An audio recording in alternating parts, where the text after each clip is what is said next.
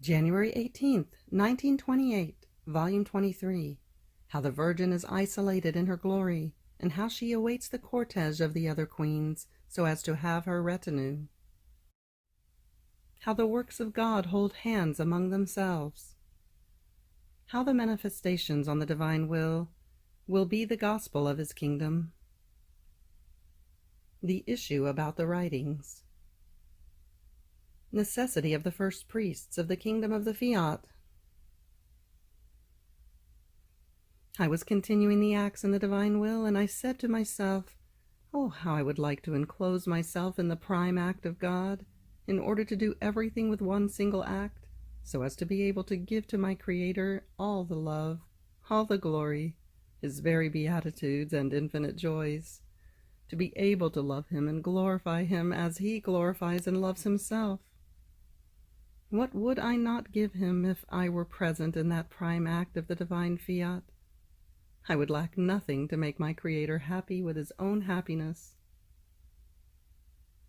And seeing myself impotent, I was praying my sovereign mamma to come to my help, and to enclose me with her maternal hands in that prime act in which she had had her perennial dwelling, because since she lived in the divine will, the prime act of God was hers, and therefore she could give him whatever she wanted.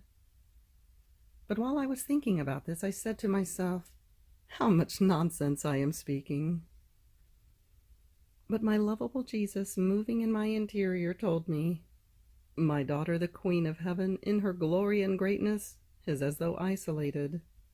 In fact, she alone having lived in the prime act of God, that is, in the fullness and totality of the divine volition, she is the isolated queen.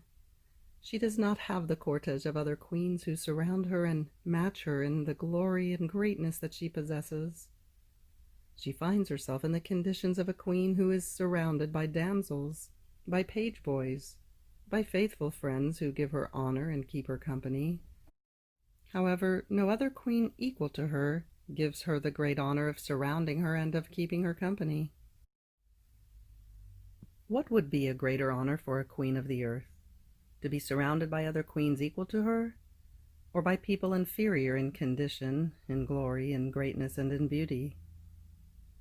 There is such distance in honor and in glory between one who is surrounded by queens and one who is surrounded only by other people, that no parallel can be compared to it. Now the celestial mamma wants, desires, awaits the kingdom of the divine will upon earth, in which there will be the souls who, by living in it, will form their life in the prime act of God, and will acquire the royalty and the right of queens.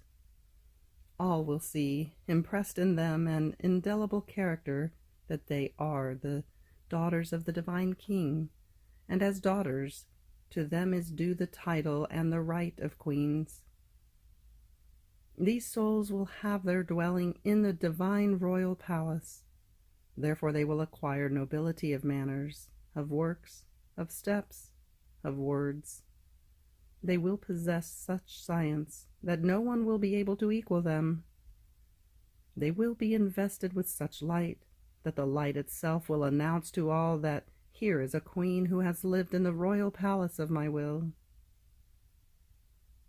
And so the sovereign queen will no longer be alone on her royal throne.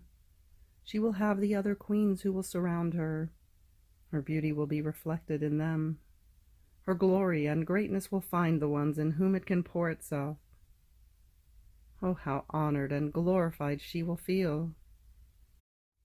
Therefore she desires those who want to live in the divine Fiat in order to herself form the queens in the prime act of it, so as to be able to have, in the celestial fatherland, the retinue of the other queens who will surround her and will give her the honors due to her. After this I was thinking, what will be the utility of these writings on the divine will? And my highest and only good, Jesus, moving in my interior, told me, my daughter, all of my works hold hands, and this is the sign that they are my works, that one does not oppose the other. On the contrary, they are so bound among themselves that they sustain one another. This is so true that, having to form my chosen people, from which and within which the future Messiah was to be born, from that same people I formed the priesthood that instructed the people and prepared them for the great good of redemption. I gave them laws, manifestations, and inspirations upon which the sacred scriptures were formed, called the Bible, and all were intent on the study of it. Then with my coming upon earth I did not destroy sacred scriptures. On the contrary, I supported them, and my gospel that I announced opposed them in nothing. On the contrary, they sustained each other in an admirable way. And in forming the new nascent church, I formed the new priesthood that does not detach itself either from sacred scriptures or from the gospel. All are intent upon them in order to instruct the peoples, and it can be said that anyone who did not want to draw from this salutary font does not belong to me, because these are the basis of my church, and the very life with which the peoples are formed. Now what I manifest on my divine will, and that you write, can be called the gospel of the kingdom of the divine will. In nothing does it oppose either sacred scriptures or the gospel that I announced while being on earth. On the contrary, it can be called the support of one and of the other. And this is why I allow and I call priests to come, to read the gospel, all of heaven, of the kingdom of my divine Fiat, so as to say, as I said to the apostles, preach it throughout the whole world. In fact, in my works I make use of the priesthood, and just as I had the priesthood before my coming in order to prepare the people, and the priesthood of my church in order to confirm my coming and everything I did and said, so will I have the priesthood of the kingdom of my will. Here is the utility of the many things I have manifested to you, the many surprising truths, the promises of the so many goods that I must give to the children of the Fiat Voluntas Tua. They will be the gospel, the basis, the inexhaustible font from which all will draw the celestial life, the terrestrial happiness, and the restoration of their creation. Oh, how happy they will feel, those who, with yearning, will drink in large gulps from these fonts of my knowledges, because they contain the virtue of bringing the life of heaven and of banishing any unhappiness. Then in hearing this, I was thinking to myself about the big issue concerning the writings on the divine will that are in Messina, brought there by the blessed memory of Venerable Father de Francia. How myself and my other superiors absolutely want them here, while the superiors in Messina, rigorously recommended by the Venerable Father before dying, want to keep them over there, for their publication when God pleases. So we do nothing but send letters of fire back and forth, them to keep them and us to get them back. And I was feeling all worried, bored, and tired, and was saying to myself, how could good Jesus allow all this? Who knows whether he too feels disappointed? And he, moving in my interior, told me, my daughter, you are worried, but I am not disappointed at all. On the contrary, I enjoy in seeing the interest that priests take in these writings that will form the kingdom of my will. This means that they appreciate the great good of them, and each one would want to keep such a great treasure with himself, to be the first to communicate it to others. And while the issue of who is going to win lasts, one approaches the other in order to consult one another on what to do. And I enjoy that more of my ministers get to know that there is this treasure so great of making known the kingdom of my divine will. And I use this to form the first priests of my coming kingdom of my Fiat. My daughter, it is a great necessity to form the first priests. They will serve me like the apostles served me to form my church. And the ones who will occupy themselves with these writings in order to publish them, putting them out to print them, to make them known, will be the new evangelists of the kingdom of my supreme will. And just as the ones who are most mentioned in my gospel are the 4 evangelists who wrote it, to their highest honor and my glory, so it will be for those who will occupy themselves with writing the knowledges on my will in order to publish them. Like new evangelists, there will be greater mention of them in the kingdom of my will, to their highest honor and my great glory in seeing the order of the creature, the life of heaven on earth, the only purpose of creation, return into my bosom. Therefore, in these circumstances, I expand the circle, and, like a fisherman, I catch those who must serve me for a kingdom so holy. Therefore, let me do, and do not be worried. January 18th, 1933, Volume 31, Loneliness in which Jesus is placed by those who receive him sacramentally, his tears, his sorrows. Mute species and living species. Continuation of the life of Jesus in the creature. Having received Holy Communion, I was making my usual thanksgivings, and my highest good Jesus made himself seen, afflicted, and taciturn, as if he felt the need of company. And I, clasping him to me, sought to console him by offering to be always united with him in order to never leave him alone. And Jesus seemed all content, and in order to pour out his sorrow, he said to me, "My daughter, be faithful to me. Never leave me alone, because the pain of loneliness is the most oppressing, since company is the food of relief for one who suffers. On the other hand, without company, one suffers sorrow and is constrained to feeling famished, because he lacks one who gives the relief of food. He lacks everything, and perhaps he lacks one who could offer relief, be it even a bitter medicine. My daughter, how many souls receive me sacramentally in their hearts and leave me in loneliness. I feel myself in them as within a desert, as if not pertaining to them. They treat me like a stranger. But do you know why? They don't take part in my life, in my virtues, in my sanctity, in my joys, and in my sorrows. Company means to take part in all that the person near does and suffers.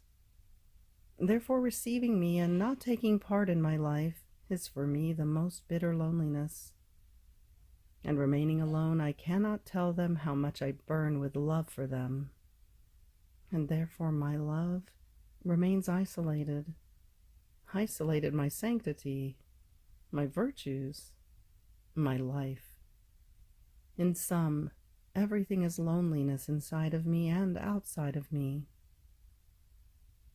Oh, how many times I descend into their hearts and I cry, because I see myself alone. And when I descend, seeing myself alone, I feel neither cared for, nor appreciated, nor loved, so much so that I am constrained by their not caring, to be reduced to silence and to sadness. And since they do not take part in my sacramental life, I feel myself isolated in their hearts. And seeing that I don't have anything to do, with divine and invincible patience I await the consummation of the sacramental species that my eternal Fiat had imprisoned me inside of, leaving hardly any traces of my descent, since I could not leave anything of my sacramental life, except perhaps only my tears, because not having taken part in my life, there lacked the void for where to be able to leave the things that belonged to me, and that I wanted to put in common with them. Therefore many souls are seen who receive me sacramentally, and they are not like me. They are sterile of virtues, sterile of love, of sacrifice. Poor little ones, they eat of me, but since they do not keep me company, they remain hungry.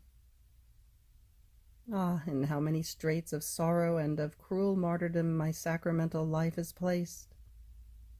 Many times I feel my love drowned. I would like to free myself, and I yearn to descend into hearts. But alas, I am constrained to leaving more suffocated than before. How can I pour out if they have not paid attention to the flames that burn me? Other times the flood of sorrow inundates me. I yearn for a heart to have a relief for my pains.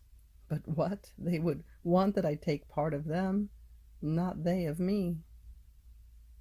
And I do it, hiding my sorrows, my tears, in order to console them, and I remain without the longed-for relief. But who can tell you the so many sorrows of my sacramental life, and how there are more of those who receive me and place me in loneliness in their hearts, but bitter loneliness, than those who keep me company? And when I find a heart that keeps me company, I place my life in communication with her, leaving her the deposits of my virtues, the fruit of my sacrifices, the participation of my life. And I choose her for my residence, for the hiding place of my pains, and as a place of my refuge. And I feel as though reciprocated for the sacrifice of my Eucharistic life, because I find one who breaks my loneliness for me, who dries my tears, who gives me the freedom of letting me pour out my love and my sorrows.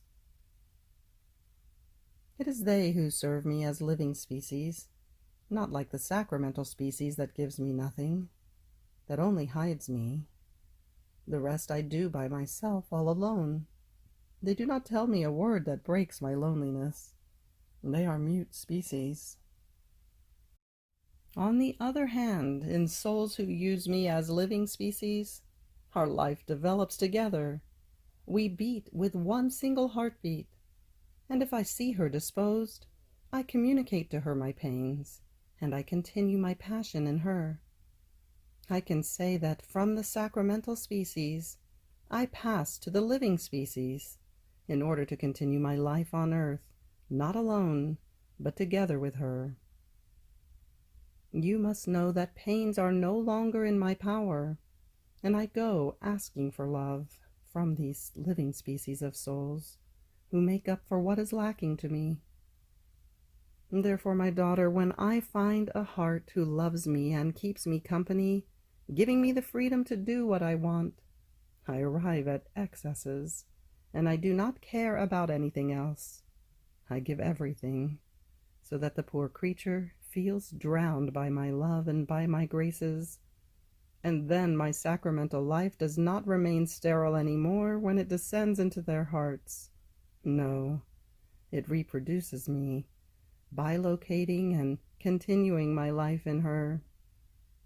And these are my conquerors, who administer their life to this poor indigent man of sufferings, and they say to me, "My love, you had your turn at sufferings, and it is ended.